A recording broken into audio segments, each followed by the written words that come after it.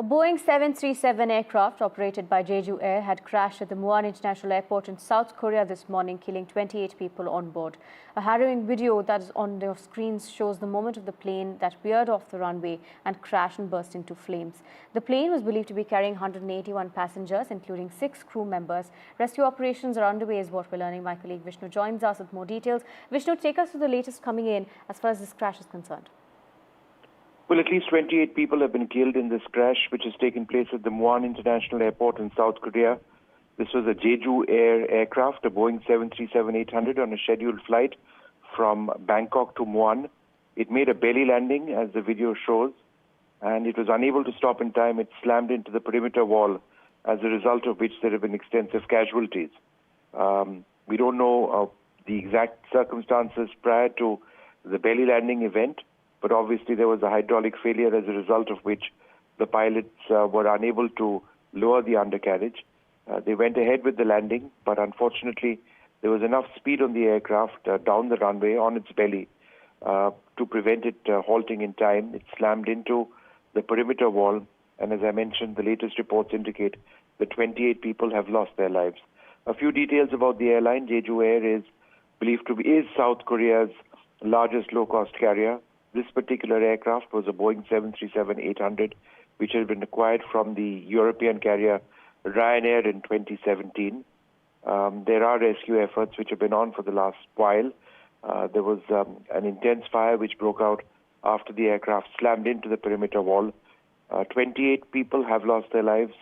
There were more than 170, as I understand it, on board the aircraft. Let us hope that the number of those who've survived remains relatively high. But a sad tragedy that's taken place. It comes just a couple of days after Russian forces accidentally shot down an Azerbaijani aircraft which crashed upon a landing attempt in Kazakhstan. So it's been a sad week for international aviation. Right, Vishnu. Thank you for joining us and bringing us those details. I'm also being joined by Bill Gallo, Seoul Bureau Chief of Voice of America. Thank you for joining us, Mr. Gallo. Now, we're learning that this aircraft has attempted a belly landing, which led to its crash, and we can see it burst into flames. What's the latest you can bring us as far as the rescue operations are concerned? Well, it seems so far they have rescued 3 people, but the Yonhap news agency here is reporting that 181 passengers were on board. So sadly, especially looking at that tragic video, it seems like those casualty numbers are expected to increase at this point. It's really too early to say, but as your colleague has reported, so far 28 people have been rescued. Right, Mr. Gallo, also take us through the technicality of this particular crash. Like I mentioned, a belly landing is what we're learning had occurred. But as far as what we're learning that the landing gear was not fully extended as well.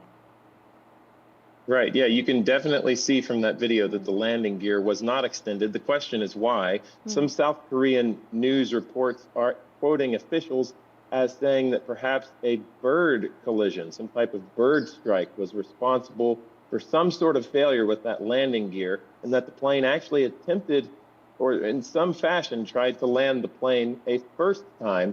It did not succeed, so it came around a second time, apparently trying to land the plane without the landing gear deployed.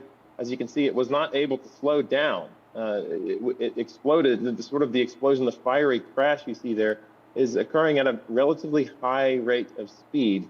So obviously we've got a lot of details yet to be uncovered, but there's a lot that you can see even just from that video, unfortunately. Absolutely, and we're learning that in the hundreds of passengers that were on board, do we have details of the nationality of the people who were on board? Yes, it seems there were 2 Thai nationals on board.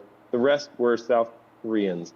These people, probably many of them were coming from Thailand on vacation. It's quite cold here in Korea, so Thailand is a very popular vacation destination for Koreans.